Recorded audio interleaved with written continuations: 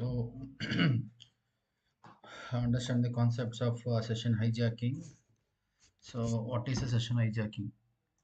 When a web client logs into a web server, the web server creates token and shares with the client.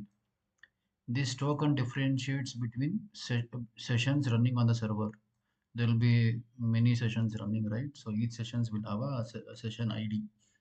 So for each client, that ID will be shared as a token. So that will be like an identifier for a session. So web servers uses various mechanisms to create this token. Session hijacking is an attack in which an attacker takes over a valid TCP communication session between two computers.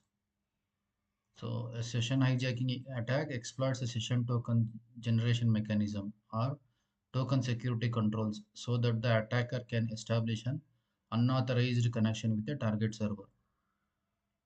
The attacker can guess or steal a valid session. Attackers can use session hijacking to launch various kinds of attacks, such as man in the middle and denial of service attacks. Why is session hijacking successful? Session hijacking is successful because of the following factors. Number one, absence of account lockout for valid session IDs, for invalid session IDs. So if the account is not locked by website, then the attacker will keep trying different session IDs or tokens and eventually might succeed. So it's also called as brute force attack.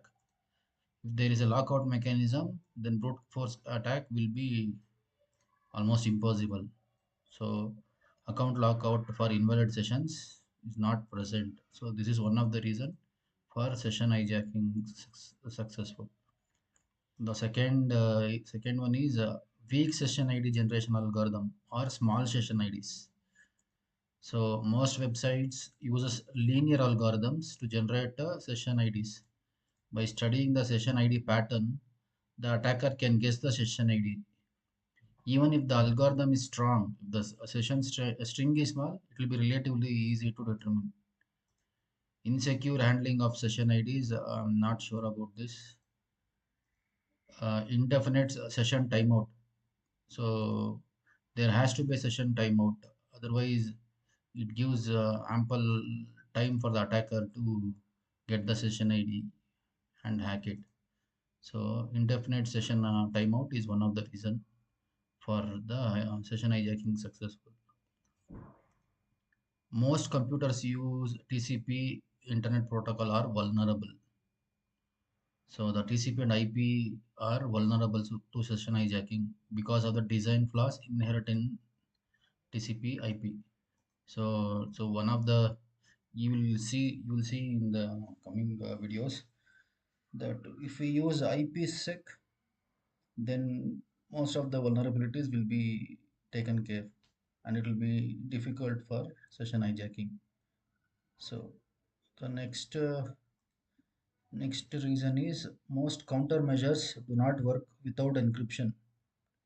So even if a web application uses SSL, if the transport security is not proper, the attacker can still sniff and get the cookie information. So not giving enough encryption is also one of the reason.